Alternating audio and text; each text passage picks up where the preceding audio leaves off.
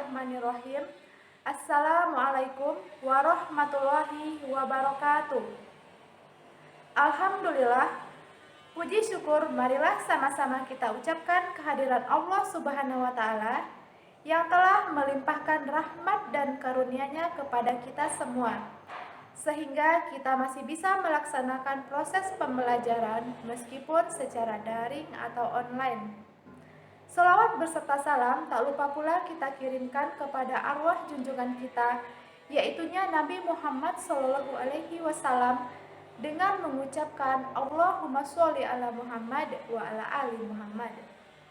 Baiklah anak-anak ustazah, sebelum kita mulai pembelajaran yang pertama, ustazah akan menyampaikan sebuah hadis yang berbunyi, Min husni islamil mar'i tarkuhu ma la ya'ni, yang artinya, di antara kebaikan Islam seseorang adalah meninggalkan hal-hal yang tidak bermanfaat baginya. Hadis riwayat Tirmizi. Nah, dari hadis tersebut dapat kita simpulkan bahwa kita sebagai manusia biasa harus melakukan hal-hal yang bermanfaat yang diridhoi oleh Allah. Jangan lakukan hal-hal yang tidak bermanfaat, bahkan merugikan diri sendiri. Hal-hal yang bermanfaat yang bisa kita lakukan adalah, misalnya ketika kita di rumah, kita bisa menolong orang tua menyuci, menyapu, atau berbelanja ke pasar. Nah, untuk itu Ustazah ingin mengingatkan sekali lagi kepada anak-anak Ustazah, jika tidak ada kepentingan yang mendesak untuk keluar rumah, alangkah baiknya antum dan antuna tetap berada di rumah saja. Lakukanlah hal-hal yang positif dan semoga kita semua bisa segera bertatap muka kembali belajar di sekolah. Amin, amin ya robbal alamin. Baiklah anak-anak ustazah, berikut akan ustazah sajikan video pembelajaran yang pertama. Selamat menyaksikan.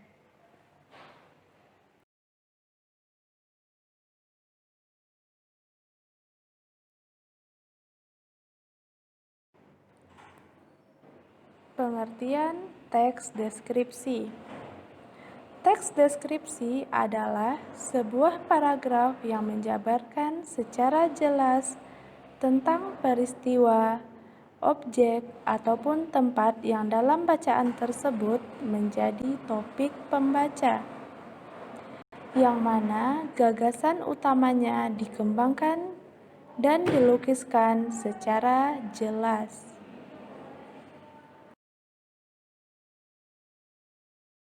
Struktur teks deskripsi. Struktur teks deskripsi ada 3. Yang pertama, identifikasi. Yang kedua, klasifikasi. Yang ketiga, deskripsi. Kita bahas yang pertama. Identifikasi, yaitunya ada pada bagian pertama, yang mana penulis harus menentukan elemen-elemen yang akan dicantumkan dalam teks deskripsi tersebut sesuai dengan topiknya. Pada tahap ini, penulis mulai menentukan identitas diri seseorang tokoh di dalam teks tersebut, baik benda, peristiwa, serta tempat sebagai objek yang akan dideskripsikannya. Yang kedua ialah klasifikasi. Pada bagian ini, penulis mulai menentukan penyusunan kalimat dalam sebuah kelompok yang memiliki aturan dan sesuai dengan kaidah serta standar yang telah ditetapkan.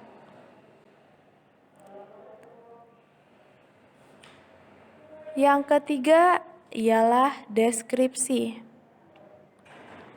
Pada bagian ini, penulis mulai membuat gambaran-gambaran atau bagian-bagian yang akan dibahas dalam teks tersebut. Dengan membuat sebuah pemaparan ini, Objek dalam topik tersebut bisa dituliskan secara mudah sehingga gampang dipahami oleh pembaca. Ciri-ciri teks deskripsi. Agar antum dan antuna bisa dengan mudah mengidentifikasi teks deskripsi, bisa dilihat dari ciri-cirinya. Adapun ciri-ciri dari teks deskripsi antara lain: 1. Menggambarkan atau melukiskan sesuatu. 2. Topik berupa objek atau benda digambarkan sejelas-jelasnya dengan melibatkan kesan indera seperti penglihatan, pendengaran, penciuman, dan lain-lain. 3. Membuat pembaca atau pendengar merasakan sendiri atau mengalami sendiri hal-hal yang ada dalam cerita di saat mereka membaca. Yang keempat, banyak ditemukan kata-kata sifat di dalamnya, serta kata-kata yang digunakan merupakan kata-kata yang lumrah atau menggunakan bahasa yang sering digunakan dalam kehidupan sehari-hari. 5.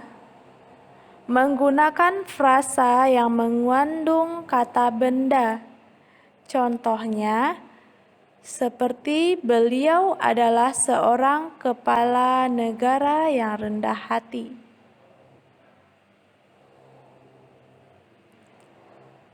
Nah, kata kepala itu merupakan kata benda, tapi pada kalimat tersebut dijadikan sebagai kepala negara. Artinya, kata benda itu dia masuk ke dalam kalimat, namun bukan berarti sebagai kepala yang ada di anggota tubuh kita. Namun, dia sebagai kepala negara yang berarti sebagai pimpinan negara.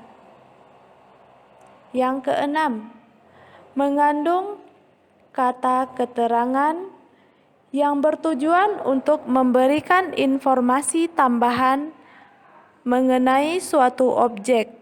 Contohnya, seperti di pasar, di kantin, di rumah, di sekolah, dan lain-lain.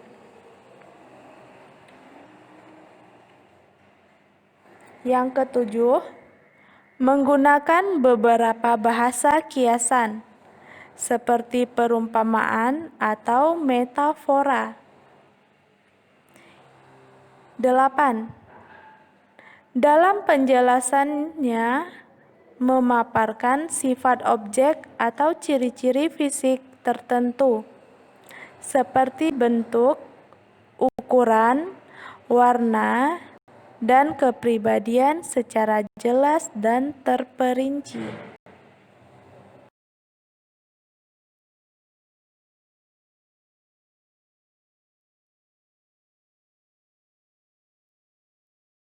Jenis-jenis teks deskripsi. Yang pertama ada teks deskripsi sugestif. Teks deskripsi sugestif adalah jenis karangan yang dalam penjelasannya berusaha menciptakan suatu penghayatan terhadap subjek atau objek yang digambarkan melalui sebuah imajinasi dari sang pembaca. Jenis paragraf deskripsi sugestif ini menggambarkan sebuah pengalaman atas suatu objek atau peristiwa yang menciptakan sebuah interpretasi atau sebuah kesan dari pembaca. Pada umumnya, jenis kata-kata yang digunakan oleh penulis adalah kata-kata yang menggambarkan sifat, watak, ciri dari sebuah objek tersebut sehingga mampu menciptakan sugesti tertentu atau sebuah penghayatan kepada pembaca.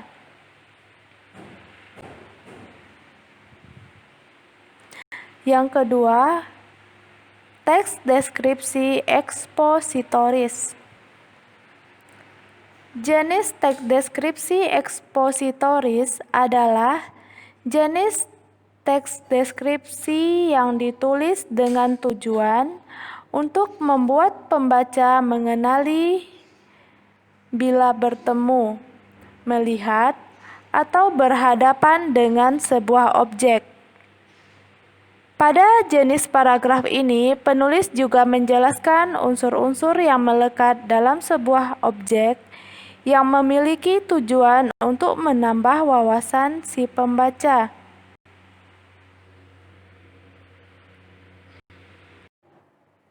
Baiklah anak-anak ustazah, silahkan antuna catat materi yang telah ustazah jelaskan pada video tersebut.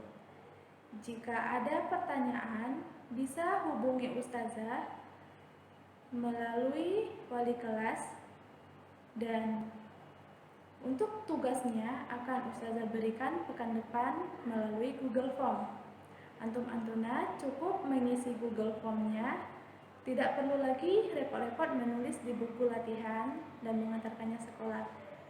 Cukup melalui Google Form itu saja. Nah, sekian materi yang bisa ustazah berikan pada pertemuan kedua ini. Jika ada salah-salah kata, ustazah mohon maaf. Ustazah sudahi dengan mengucapkan alhamdulillahirabbil alamin. Wassalamualaikum warahmatullahi wabarakatuh.